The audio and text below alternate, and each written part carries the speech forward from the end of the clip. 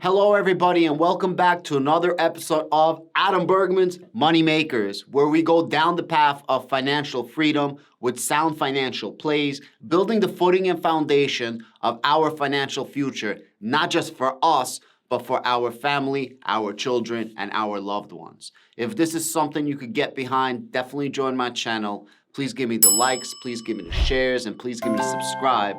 And sit back, relax, and let's talk a little bit about Palantir, ticker symbol PLTR. Palantir is down around 80% for the year, and it's not remarkable because the entire stock market is absolute caca, and everything is down 50, 60, 70, 80% or more. So, what gives? Does Palantir really do make you better? Does Palantir do what it claims to be? Is Palantir all hype? Is it just hot air? Or does Palantir actually deliver results?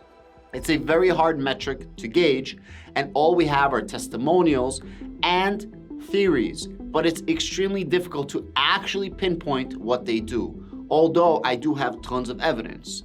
But I think I found a use case, I think I found an example that can actually show you how Palantir is currently making someone better on the everyday large stage. So now you're gonna say, Adam, how can you possibly do that? That's impossible to do. Well, I cannot do this definitively, obviously, but I can put my evidence on the table and you guys can make up your own decision, because me, I'm not a financial planner. I'm just an entertainer and an educator at best.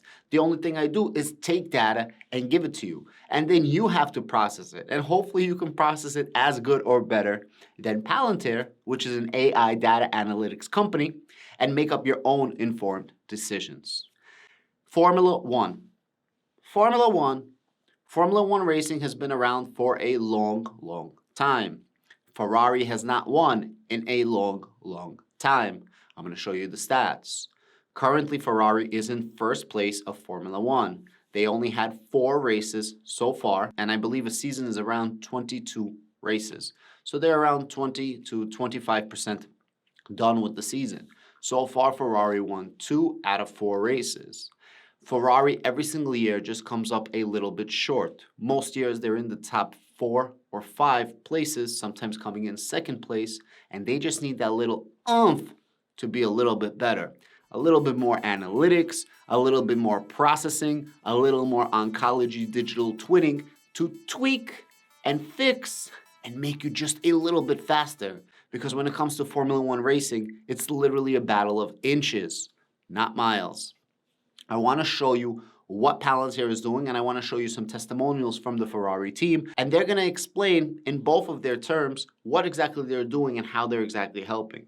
Ferrari is very vocal with their partnership with Palantir, which leads me to believe that they truly are thankful for what Palantir is able to do, giving them that little slight edge and advantage when it comes to this competition we call F1 racing. This is the Formula One 2022 results. As you can see, we won 2 out of the 4 races. And now if you go to 2021 season, as you can see, Mercedes is in first place, Red Bull Racing Honda second place, Ferrari is in third place. If you're gonna go to 2020, you're gonna notice that Ferrari is in 6th place. If you're gonna go to 2019, Ferrari is in 2nd place. And if you're going to go to 2018, Ferrari is in 2nd place. And you're going to see a reoccurrence of a top 2, 3, 4 finish for Ferrari, but they can never actually take the edge and win the entire thing. So now you're going to say, Adam, that's cool, but if you're going to go back to the 2022 season, you're going to see that Ferrari is in first place. You see Red Bull Racing and Mercedes is right behind them. That is also true.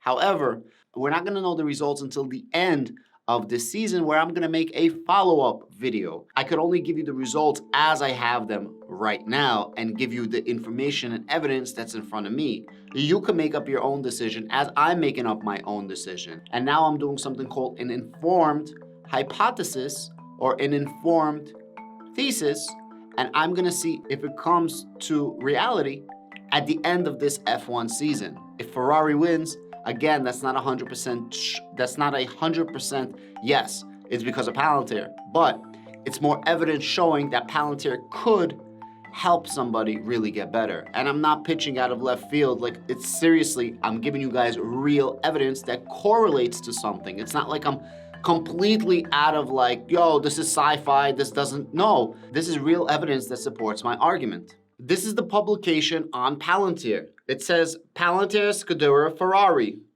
Palantir partners in ultimate performance. Palantir powers Scuderia Ferrari's data analysis, turning performance data into race time decisions. And look at this quick video.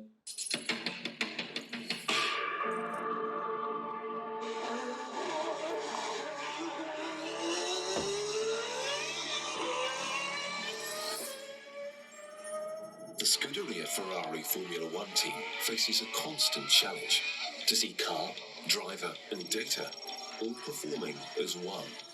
Data has a very, very important role in Formula One. The sensors are very important for us because we can make decisions based on what we are measuring and reading from the car. It's difficult to figure out how many data are flowing by only two single cars, no? But you have to imagine that we run in different tracks for different sessions in different years, so we also have that data to fit and to correlate. We have simulation, so it's very important for us to have some tool that organize all this data. We have a lot of different data that have to be put together in order to extract the valuable information. It's hard to have a tool that is able to go as fast as your mind goes, a tool that allows us to take decisions and being able to navigate through an intricate network of data and different information in a world where you have to take decisions in minutes or sometimes even seconds. Reaction time and adaptability makes all the difference. Listen to what they're saying. The ability to instantly or near instantly, with a near finality of processing data points, many massive data points, and a tool to put all those data points together and be able to process them. Again, Palantir is taking raw data and giving you preemptive process data that you can actually use in near real time. Not minutes, not seconds, near instant. Now, that's not me saying it. That's literally the Ferrari team is saying that. Integrate huge sets of sensor data, run analyses, and make fast, accurate decisions.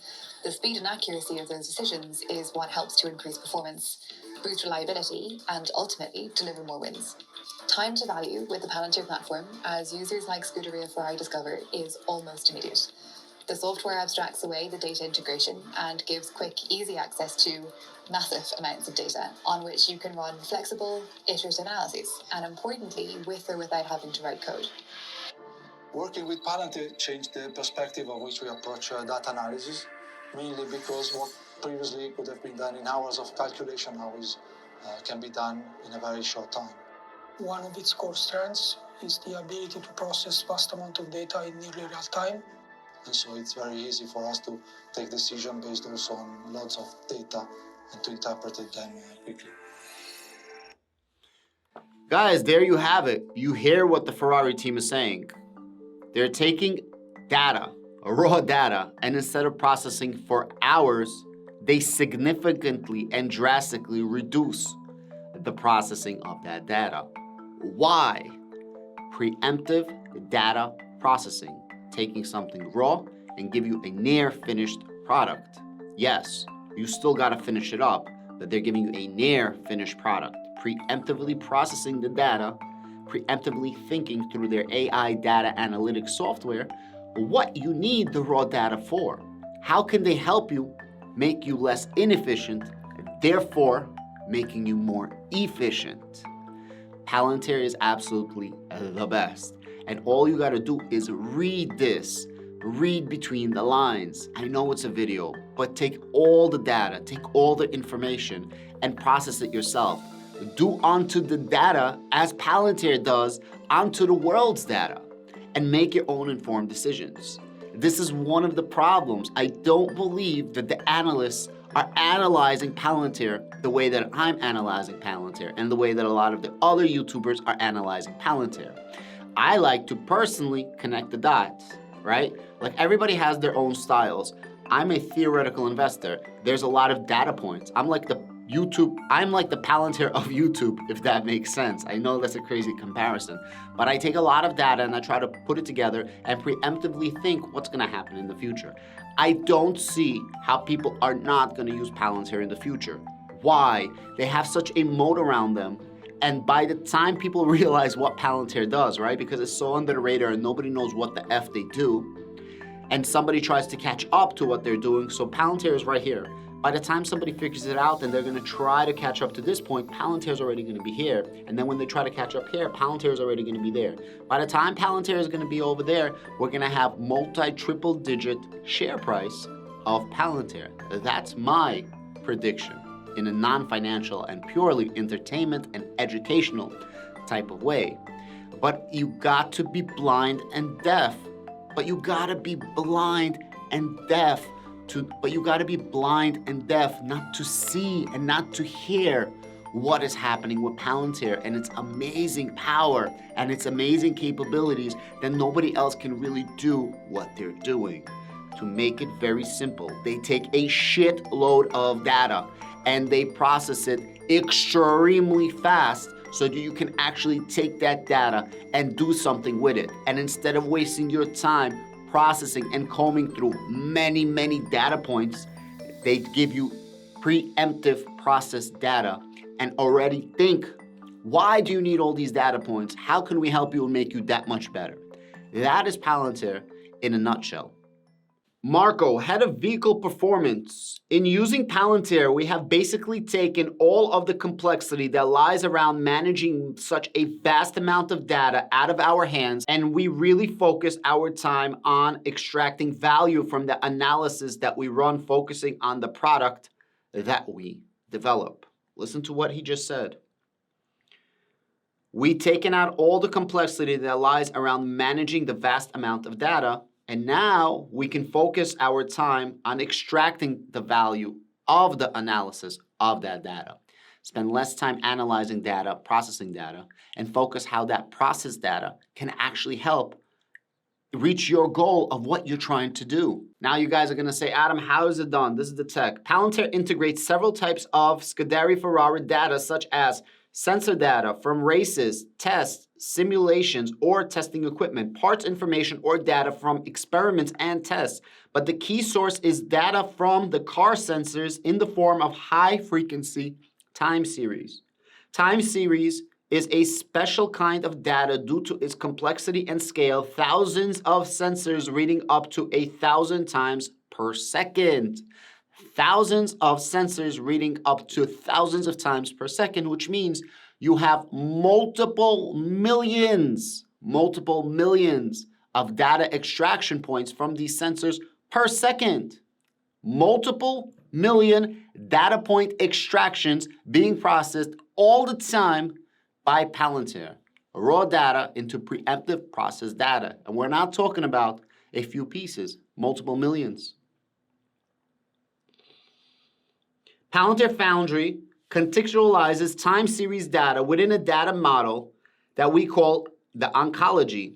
This framework reveals the relationship between different pieces of data and organizes them into human-readable objects like cars or parts, rather than tables, for example, but where a row won't necessarily have a physical equivalent. Using this ontology, organizations can interact with the analysis of the data with code, low code, or no code tools and optimize transformations that speed up calculations. What did we learn? Palantir takes a shit ton of data, and instead of giving you raw data, it explains to you what it could be used for. You have to be no code experience or very low code experience to use Palantir, as opposed to competition platforms, which there is no such thing. You have to be more in-depth, you have to be more critical, you have to be more analytical, and this just wastes more time. Preemptive data processing is the way to go, and as far as I understand, Palantir is the only one that's doing it, or by far, doing it better than all the competitors. Guys, we're near a 52-week low. We're trading right around that $10.50 mark or so. Yesterday was a decent day. It came green out of nowhere. The entire stock market went green out of nowhere. Maybe we have a reversal of fortune right now and everything's going to go up. Remember, I did make a video yesterday with a couple of key points. Tomorrow, we're going to have the FOMC meeting. Then May 6th, we're going to have the unemployment data. May 9th is Victory Day for the Russians when they won in World War II. And May 12th is the CPI data. There's a lot of data that's coming out, pun intended, since we're talking about Palantir. Let's see what's going to happen, guys, but it's undeniable, and it's only a matter of time. It could take a month, it could take a year, it could take 5 years, but eventually Palantir is going to have that Tesla moment that only started at the end of 2019, which gave you a cool 10 to 20x, depending on when, where, how, and what you bought into Tesla. We will have that moment, in my personal opinion. None of this is financial advice. Thank you so much. And please give me the likes, the shares, and the subscribe if you like this non-AI data analytics coming out of the Adam Bergman Show, where we talk everything finance. Thank you.